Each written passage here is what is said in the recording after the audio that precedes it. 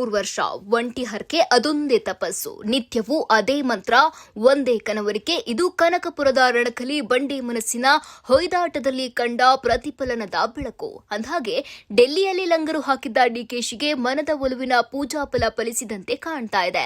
ಫಲಾಫಲ ಏನು ಅನ್ನೋದು ಡಿಕೆಶಿ ಬಾಯ್ಬಿಡ್ತಿಲ್ಲವಾದ್ರೂ ಮುಖವೇ ಮನಸ್ಸಿನ ಕನ್ನಡಿ ಅಲ್ವಾ, ಅದು ಸಂಭ್ರಮದ ರೂಪದಲ್ಲಿ ಕಾಣಿಸ್ತಾ ಇದೆ. ಆದ್ರೆ ಸಿಎಂ ಕ್ಯಾಂಪ್ ಮಾತ್ರ ಪಂಚವರ್ಷದ ಜಪತಪದಲ್ಲಿ ನಿರತವಾಗಿದೆ. ಕಾಳಗ ರಾಜ್ಯ ರಾಜಕೀಯದಲ್ಲಿ ಇದು ಮುಗಿಯದ ಕಾಳಗ, ಅಂತ್ಯಗಾಣದ ಯುದ್ಧ. ಕುರ್ಚಿ ಕಾಳಗದಲ್ಲಿ ಕನಕಪುರ ಬಂಡೆ ಡೆಲ್ಲಿಯಲ್ಲಿ ಶಕ್ತಿ ಪ್ರದರ್ಶನಕ್ಕೆ ನಿಂತಿದ್ರು. ಈವರೆಗೆ ಬೇವಿನ ಬೇಗುತಿಯಲ್ಲಿ ಒದ್ದಾಡಿದ ಕಟ್ಟಪ್ಪ ಬರ್ತ್ಡೇಗೆ ಬೆಲ್ಲದ ಸಿಹಿಯ ನಿರೀಕ್ಷೆಯಲ್ಲಿದ್ದಂತಿದೆ. ಹೈಕಮಾಂಡ್ ಪಕ್ಕದಲ್ಲಿ ಕೂತು ಎದ್ದು ಬಂದ ಡಿಕೆಶಿ ಮುಖದಲ್ಲಿ ಮಂದಹಾಸ, ಕ್ಷಾತ್ರ ತೇಜಸ್ಸು ಇಣುಕ್ತಾ ಇದೆ.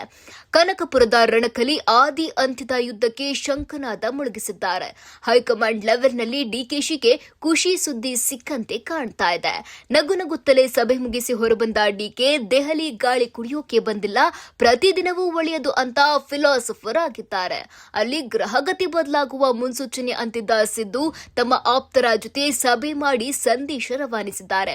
ಒಂದ್ ಕಡೆ ಖರ್ಗೆ ಭೇಟಿಯಾಗಿ ಡಿಕೆಶಿ ಕುರ್ಚಿ ಪಾಲಿಟಿಕ್ಸ್ ನಲ್ಲಿ ಮುಳುಗಿದ್ರೆ, ರಾಹುಲ್ ಜೊತೆ ಡಿಕೆಶಿಗೆ 1-to-1 ಸಭೆಗೆ ಸಮಯ ಸಾಕಾಗಿಲ್ಲ ಅನ್ನೋ ಮಾಹಿತಿ ಸಿಕ್ಕಿದೆ.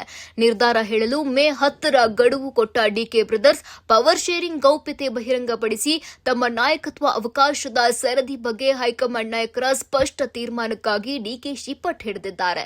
ಮತ್ತೊಂದೆಡೆ ಮೇ 20ಕ್ಕೆ 3 ವರ್ಷಗಳ ಅಧಿಕಾರಾವಧಿ ಪೂರೈಸುತ್ತಿರುವ ಹಿನ್ನೆಲೆಯಲ್ಲಿ ಸಂಪುಟ ಪುನರಚನೆಗೆ ಅನುಮತಿ ಕೇಳುವ ಮೂಲಕ ತಮ್ಮ ನಾಯಕತ್ವ ಅಬಾಧಿತ ಎಂಬ ಸಂದೇಶ ನೀಡಲು ಮುಖ್ಯಮಂತ್ರಿ ಸಿದ್ದರಾಮಯ್ಯ ಪ್ರಯತ್ನ ನಡೆಸಿದ್ದಾರೆ.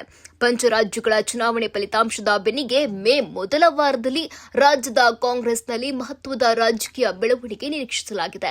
2.5 ವರ್ಷಗಳ ಬಳಿಕ ತಮ್ಮ ನಾಯಕತ್ವ ಸರದಿ ನಿರೀಕ್ಷೆಯಲ್ಲಿದ್ದ ಡಿಸಿಎಂ ಡಿಕೆಶಿ 6 ತಿಂಗಳ ಗ್ರೇಸ್ ಪೀರಿಯಡ್ ಮುಗಿದ ಬಳಿಕ ನೇರವಾಗಿ ಅಖಾಡಕ್ಕೆ ಇಳಿದಿದ್ದಾರೆ. 3 ದಿನಗಳಿಂದ ಎಐಸಿಸಿ ಅಂಗಳದಲ್ಲಿ ಮೊಕ್ಕಾಂ ಹೂಡಿದ್ದ ಡಿಕೆಶಿ ಅಧಿಕಾರ ಹಸ್ತಾಂತರ ವಿಚಾರದಲ್ಲಿ ಮೇ 10ರೊಳಗೆ ಎಲ್ಲವೂ ಕುಲ್ಲಂ ಆಗಬೇಕು ಎಂದು ಪಟ್ಟು ಹಿಡಿದಿದ್ದಾರೆ. ಹಾಗಾಗಿ ಬಹುಚರ್ಚಿತ ಪವರ್ ಶೇರಿಂಗ್ ವಿಚಾರದಲ್ಲಿ ರಾಹುಲ್ ಗಾಂಧಿ ಸಮ್ಮುಖದಲ್ಲಿ ಈ ಮಾಸಾಂತ್ಯಕ್ಕೆ ಮಹತ್ವದ ಸಭೆ ನಡೆಯುವ ನಿರೀಕ್ಷೆ ಇದ್ದು, ಆಡಳಿತ ಪಕ್ಷದೊಳಗಿನ ಪವರ್ ಗೇಮ್ ಪಾಲಿಟಿಕ್ಸ್ ನಿರ್ಣಾಯಕ ಘಟ್ಟ ತಲುಪ್ತಾ ಇದೆ.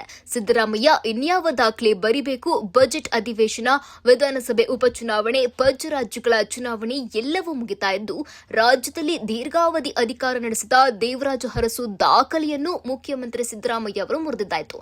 ಬಾಕಿ ಉಳಿದ 2 ವರ್ಷಗಳ ಅವಧಿಗೆ ತಮ್ಮ ಅವಕಾಶದ ಘೋಷಣೆ ಆಗಬೇಕು ಎಂದು ಡಿಸಿಎಂ ಡಿಕೆ ಶಿವಕುಮಾರ್ ಬೇಡಿಕೆ ಮಂಡಿಸಿದ್ದಾರೆ.